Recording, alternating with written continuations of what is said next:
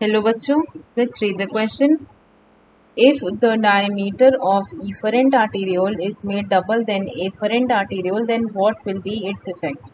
यानी कि ये जो क्वेश्चन है ये एक हाइपोथेटिकल सिचुएशन की बात कर रहा है जहाँ पर अगर इफरेंट आर्टीरियोल का डायमीटर इफरेंट आर्टीरियोल से डबल कर दिया जाए तो उसका क्या असर होगा. सो यहाँ पे की कॉन्सेप्ट क्या हो जाएगा, relation between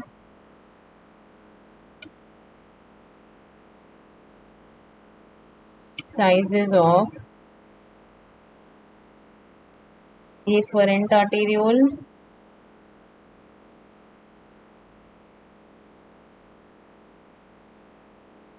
and efferent arteriole.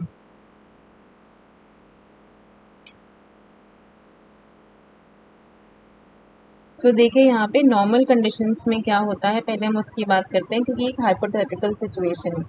सो देखिए ये हमारा रहा क्या, बाउमन्स कैप्सूल.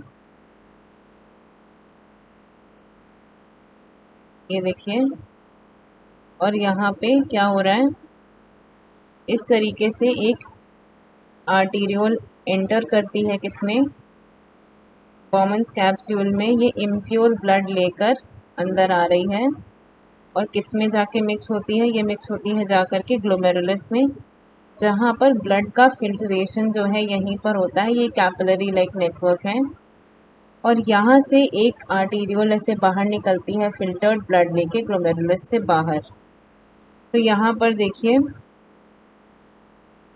ये जो मैंने ब्लू से शो किया है ये है एफरेंट आर्टीरियोल. एफरेंट आर्टीरियोल इसका काम क्या होता है, ये इम्प्योर ब्लड को लेकर के आती है ग्लोमेरुलस के अंदर और यहाँ पर ये जो है ये है इफरेंट आर्टीरियोल. इफरेंट आर्टीरियोल और यहाँ पे क्या होता है, देखिए नॉर्मल कंडीशंस में जो रिलेशन होती है वो ये होती है कि एफरेंट आर्टीरियोल का जो डायमीटर होता है वो इफरेंट आर्टीरियोल से ज़्यादा होता है. इफरेंट आर्टीरियोल और ये ऐसा किस लिए होता है, तो ये इसलिए होता है ताकि maintenance of pressure gradient, maintenance of pressure gradient for proper blood flow in glomerulus. Proper blood flow in glomerulus. देखिए एक आर्टीरियोल छोटी और एक बड़ी होने से क्या होता है, जो ग्लोमेरुलस के अंदर है वो प्रेशर मेंटेन रहता है, जो ब्लड है वो कोशिश करता है कि वो ग्लोमेरुलस की तरफ बढ़े ताकि जो फिल्टरेशन है वो प्रॉपरली हो सके प्रेशर ग्रेडियंट की वजह से. लेकिन अब जो क्वेश्चन कह रहा है, तो as per the question, as question says,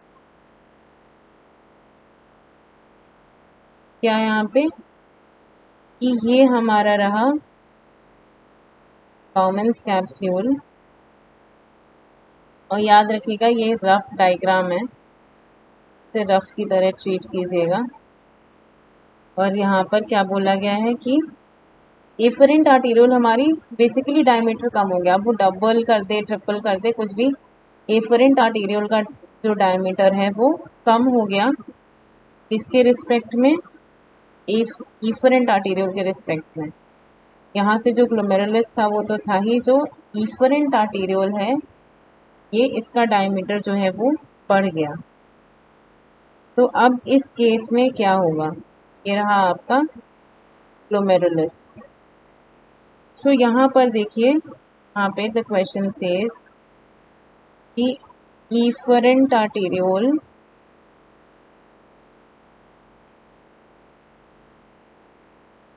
का diameter is greater than efferent arteriole, ये आपका क्वेश्चन कह रहा है। अब इससे क्या होगा, इसका जब रिवर्स सिचुएशन थी तब क्या हो रहा था, प्रेशर ग्रेडियंट मेंटेन रह रहा था। अब यहाँ पे ये देखिए उल्टा हो गया है, तो क्या होगा, pressure gradient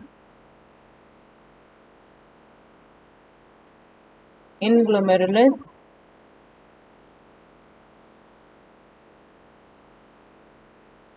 disturb, resulting in what, resulting in slow filtration, slow blood filtration।